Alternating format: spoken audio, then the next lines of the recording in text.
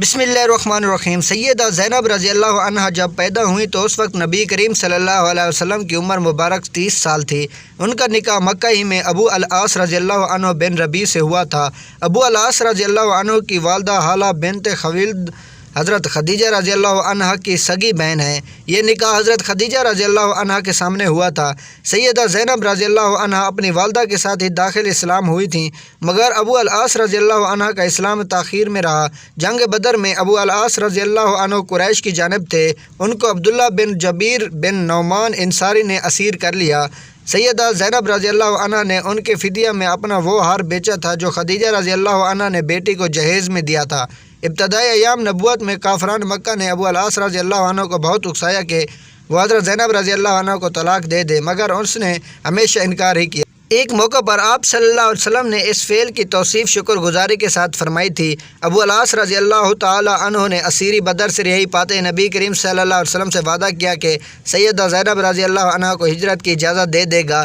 चुनाचे सैयदा अपने वालिद मुकर्रम की खिदमत अक़दस में पहुँच गईं। सफ़र हिजरत में सैयदा ज़ैनब रज़ी अल्लाह अन्हा की मुज़ाहमत हब्बार बिन अल असवद ने नेज़ा तान कर की थी। इस सदमा से उनका हमल साकित हो गया था। हब्बार बिन अल असवद फ़तह मक्का के बाद मुसलमान हो गया था और रहमतुल लिल आलमीन सल्लल्लाहु अलैहि वसल्लम ने उसका जुर्म माफ़ कर दिया। नबी सल्लल्लाहु अलैहि वसल्लम ने उनकी मुनक़बत में फ़रमाया है, ये मेरी बेटियों में अफजल है, मेरे लिए इसे मुसीबत पहुँची।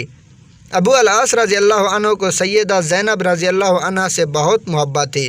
अबू अल-आस रज़ी अल्लाह अन्हु 6 हिजरी में तिजारत के लिए शाम गए थे। उस वक्त कबीला कुरैश मुसलमानों का फरीक जंग था, इसलिए अबू बसीर और अबू जंदल रज़ी अल्लाह अन्हुमा के हमराही मुसलमानों ने, जो इस्लाम लाने के जुर्म में कुरैश की कैद में रह चुके थे और अब सरहद शाम पर एक पहाड़ पर जा गज़ी थे, इस काफ़िले का तमाम सामान ज़ब्त कर लिया गया, मगर अबू अल-आस रज़ी अल्लाह अन्हु को गिरफ़्तार ना किया।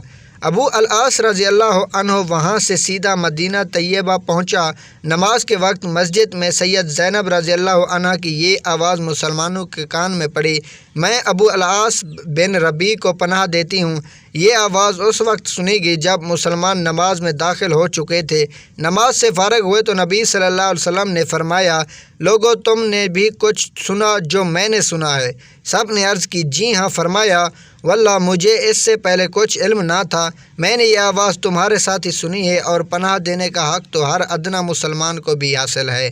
फिर नबी सल्लल्लाहु अलैहि वसल्लम घर में बेटी के पास पहुँचे और उसे फ़रमाया, बेटी अबू अल-आस को इज़्ज़त से ठहराओ, ख़ुद उससे अलग रहो, तुम उसे हलाल नहीं। सैयदा ज़ैनब रज़ी अल्लाह अन्हा ने अर्ज़ की कि वो तो माल काफ़िला वापस लेने को आया है। जब नबी करीम सल्लल्लाहु अलैहि वसल्लम ने लोगों में यह तकरीर फरमाई, इस शख्स के मुतालिक जो हम में से है वो तुम जानते ही हो, तुमको उसका जो माल हाथ लग गया हो तो ये दाद इलाही है, मगर मैं पसंद करता हूँ कि तुम इस पर एहसान करो और माल वापस कराओ, लेकिन अगर तुम इससे इनकार करोगे तो मैं समझता हूँ कि तुम ज़्यादा हकदार हो। लोगों ने सारा माल हत्ता के ऊँट की नकील की रस्सी भी वापस कर दी। अबू अल-आस रज़ी अल्लाह अन्हु सारा माल लेकर मक्का पहुँचा और हर एक शख्स की ज़रा चीज़ अदा कर दी। फिर दरियाफ़्त किया कि किसी शख्स का कुछ रह गया हो तो बता दे। सब ने कहा, अल्लाह तुझे जज़ाए खैर दे, तुम तो वफ़ी व करीम निकले। तब अबू अल-आस रज़ी अल्लाह अन्हु ने कलमा शहादत पढ़ा और फ़रमाया, अब तक मुझे यही हाल इस्लाम से रोकता रहा कि कोई शख्स मुझे मार लेने का इल्ज़ाम ना दे। अब मेरी ज़िम्मेदारी ना रही तो मैं अब खलात इस्लाम से मलबस सो मज़ीन होता हूँ और मदीना को रवाना हूँ।